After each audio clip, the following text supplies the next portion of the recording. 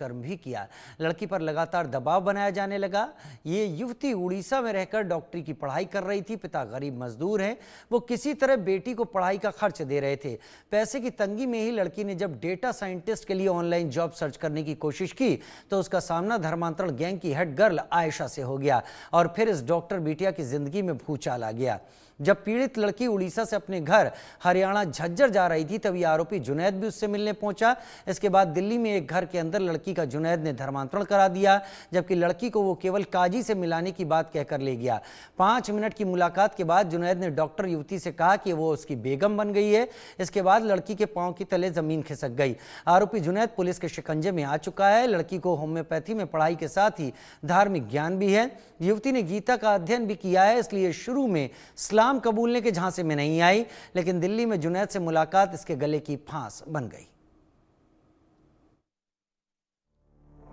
Love जिहादी होंगे अब बर्बाद, डॉक्टर बिटिया से धोखे से निकाह।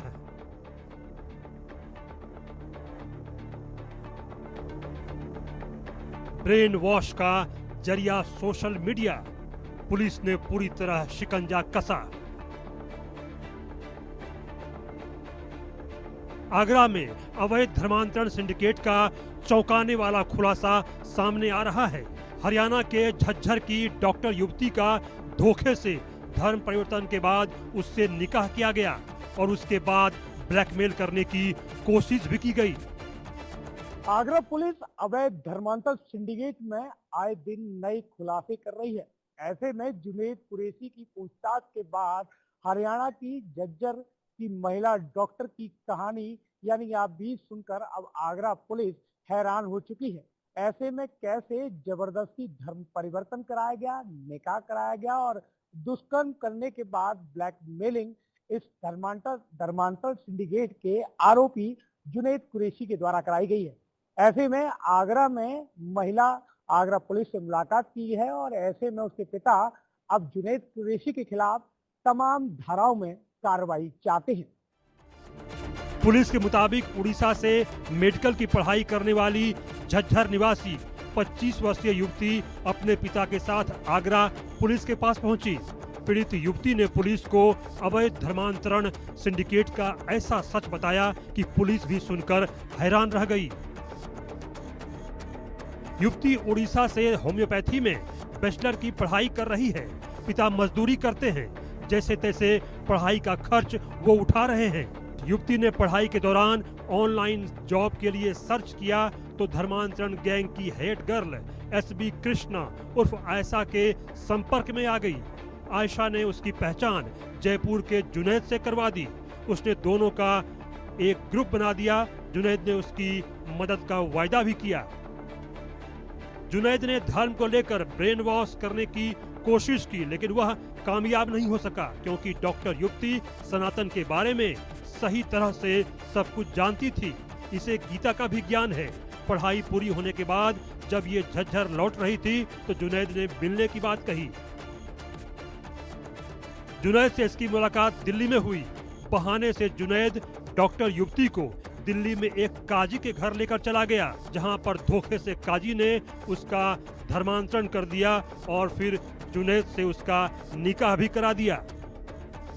आगरा पुलिस की जुनैद की गिरफ्तारी तक कहीं न कहीं महिला डॉक्टर को जुनैद कुरैशी आयशा दुष्कर्म के वीडियो भेजकर लगातार ब्लैकमेल कर रहे थे। ऐसे में आगरा पुलिस के द्वारा जब इस महिला से संपर्क किया तो इसके पिता आगरा अपनी बेटी को लेकर पहुंचे हैं। ऐसे में कहीं न कहीं देखा जाए तो जुनैद कुरैशी के द्वारा अवैध धर्मांतरण कराते हुए निकाह कर लिया गया और अश्लील वीडियो भेजकर इस महिला से लगातार ब्लैकमेलिंग का खेल शुरू करता रहा।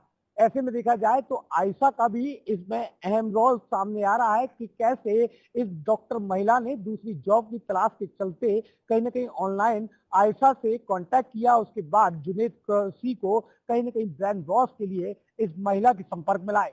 ऐसे में दिल्ली के अब्दुल रहमान के यहाँ इस लड़की का धोखेबाजी करते हुए निकाह कराते हुए धर्म परिवर्तन करा दिया। लगातार कई महीनों तक इस लड़की को ब्लैकमेल करते हुए इसका शोषण किया गया है। जयपुर का जुनैद गिरफ्तार, लव जिहादियों खबरदार। पीड़ित युवती ने पुलिस को बताया कि उस दिन वो दिल्ली में जुनैद के साथ केवल 5 मिनट ही रुकी थी। जब काजी के घर से बाहर निकलकर आई तो जुनैद ने कहा कि वो अब उसकी बेगम बन गई है। यह सुनकर युवती के पैरों तले जमीन खिसक गई। पीड़िता का आरोप है कि जुनैद ने उसे बदनाम करने की धमकी दी और लगातार मिलने का दबाव भी बनाया और इसके बाद उसने उसके साथ रेप भी किया। आरोपी जुनैद पीछा ही नहीं छोड़ रहा था, जबकि युवती लगातार उसके चंगुल से निकलना चाह रही थी। जब आगरा पुलिस ने युवती से संपर्क किया और जुनैद के पकड़े जाने की उसको जानकारी दी तो उसकी खुशी का ठिकाना नहीं रहा। आरोपी जुनैद कुरैशी की गिरफ्तारी के बाद हरियाणा की डॉक्टर महिला अब आगरा पुलिस के पास पहुंची है। कैसे उसने अपनी आप बीती बताई, इस सच को जानने के बाद अब आगरा पुलिस हैरान दिखाई दे रही है। उड़ीसा से होम्योपैथी बैचलर की डिग्री करने वाली महिला डॉक्टर अपने जॉब के लिए ऑनलाइन कोर्सेज की तलाश कर रही थी।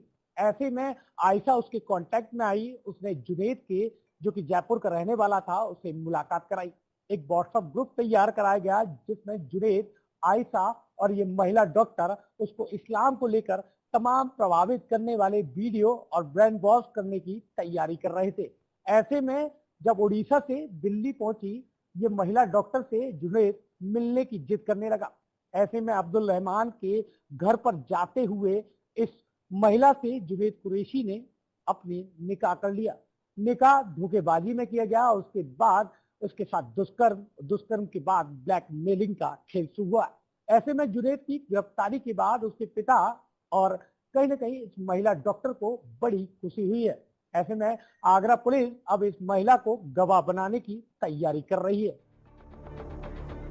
आगरा में अवैध धर्मांतरण सिंडिकेट, योगी ने किया नेटवर्क मटियामेट। यूपी में लगातार अवैध धर्मांतरण गैंग का पर्दाफाश हो रहा है। काली करतूतों वाले धर्मांतरण के शैतानों पर लगातार शिकंजा कसता जा रहा है और एक एक कर सभी गिरफ्तार हो रहे हैं। इधर महिला डॉक्टर सरकारी गवाह बनने को तैयार है। आगरा पुलिस कई अन्य धर्मांतरण सिंडिकेट से जुड़ी हिंदू लड़कियों से भी संपर्क कर रही है। इस तरह धर्मांतरण गैंग के कोई भी शातिर और आरोपी अब बचने वाले नहीं हैं। हरियाणा की 25 वर्षीय युवती, जो कि महिला डॉक्टर है, उड़ीसा में अपनी होम्योपैथी बैचलर डिग्री ले रही थी। जुनैद कुरैशी के कांटेक्ट में आने के बाद अब आगरा पुलिस ने जुनैद कुरैशी को गिरफ्तार कर लिया है। फिलहाल देखा जाए तो अब आगरा पुलिस कहीं ना कहीं इस महिला को सरकारी गवाह के रूप में प्रयोग कर रही है और इसके बयान के आधार पर आगे की कार्रवाई कर रही है।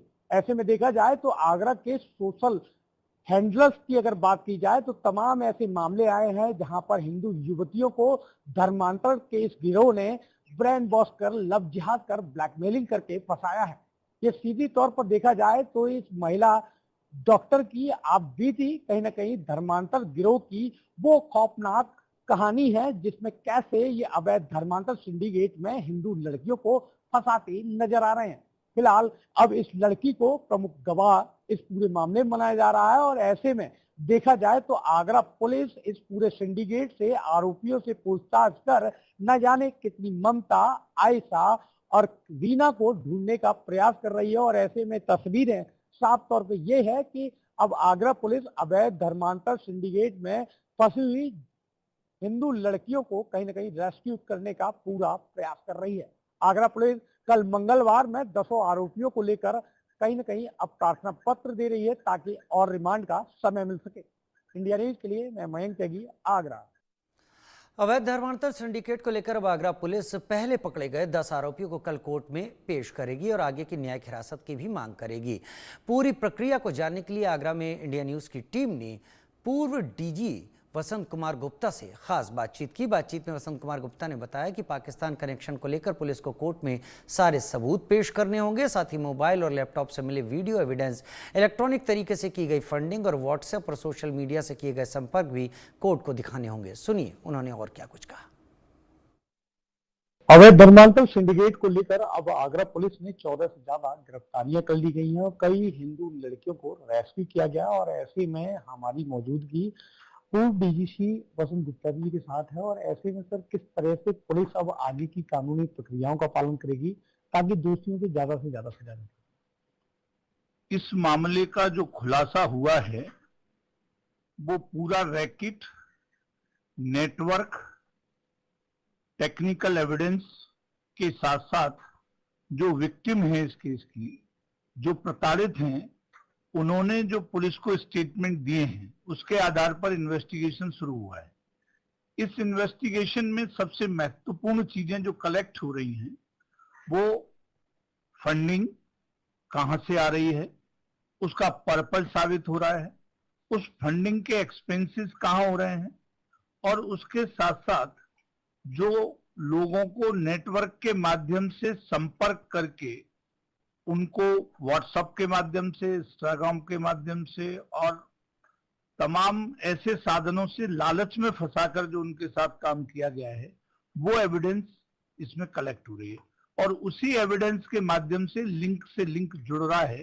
कॉल डिटेल, व्हाट्सएप चैट, ये बहुत इंपॉर्टेंट एविडेंस है जिसको पुलिस ने कलेक्ट किया है। ऐसे में अपहरण की अगर बात की जाए, अपहरण के बाद ये पूरा सिंडिकेट का खुलासा किया गया, बीएनएस में अगर देखा जाए तो किस तरह की धाराएं इसमें लगाई जाएंगी, किस तरह की प्रक्रिया जो है आगे बढ़ेगी? देखिए, जो पुलिस की इन्वेस्टिगेशन है वो अभी अंडर प्रोसेस है। क्या क्या एविडेंस उन्हें मिला है इसको अभी हम इमेजिन नहीं कर सकते क्योंकि अभी तक कहीं फ्लोर पर नहीं है, कॉन्फिडेंशियल है। दूसरा, ये जो एक्यूज हैं वो सब रिमांड पर हैं, तो कौन कौन सी धाराओं का ऑफेंस एविडेंस से बनता है ये तो अभी डिस्क्लोज नहीं कर सकते, लेकिन ये क्लियर है कि गंभीर अपराध है, सिंडिकेट पूरा वर्कआउट हुआ है और ये सिंडिकेट जो है ना वो प्लानिंग है, एक व्यक्ति का इसमें काम नहीं है, प्लान हुआ है। पाकिस्तान से भी फंडिंग के कुछ इशारे मिले हैं, कई एनजीओज इसमें इन्वॉल्व हैं, कई ऐसे टेक्निकल लोग इन्वॉल्व हैं जो पढ़े लिखे हैं, वो इस धर्मांतरण के काम में लगे हैं।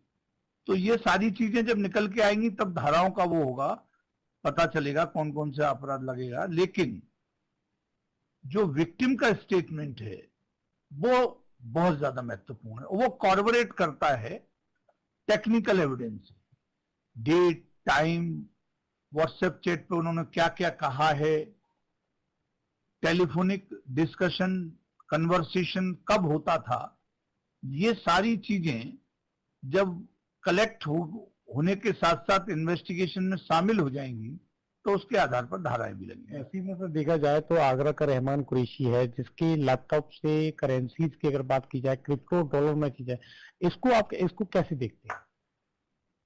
ये धर्मांतरण के साथ साथ मैं जो अभी समाचार पत्रों के माध्यम से जानकारी आई है, ये तो देश के खिलाफ भी साजिश है।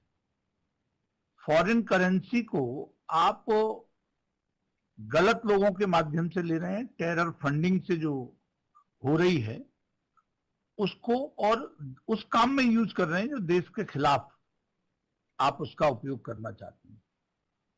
उसमें करेंसी को बदलना, करेंसी को किसी दूसरे मोड में ट्रांसफर करना, it can not be fake, ये जनरेट नहीं हो सकता कहीं से। सर ये आपराधिक धाराओं में भी आता होगा?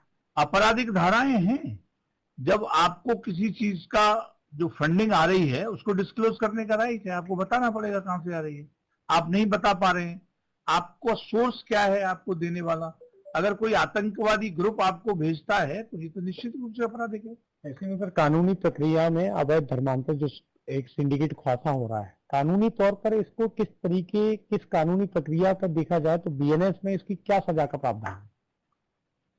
अलग अलग धाराओं में अलग अलग सजा का प्राविधान है।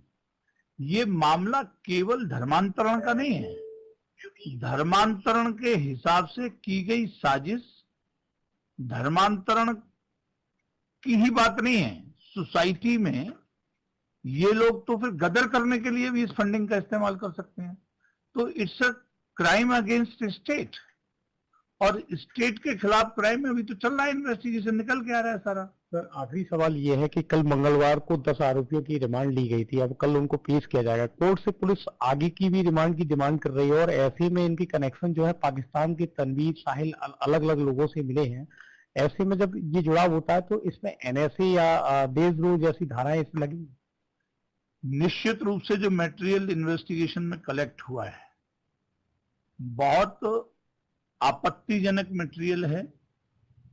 जो एविडेंस आई है वो एविडेंस भी बड़ा अपराध होना बताती है, लेकिन उसके तार कैसे जुड़े हैं, कौन कौन लोग हैं, क्या क्या पुलिस ने किया है, कहां कहां से क्या मटेरियल मिला है, ये कोर्ट के सामने जाएगा और कोर्ट से रिमांड आगे बढ़ाने के लिए प्रेयर कर सकते हैं। कोर्ट प्रोविजन है कि कोर्ट उससे एक्सटेंड भी कर सकती है।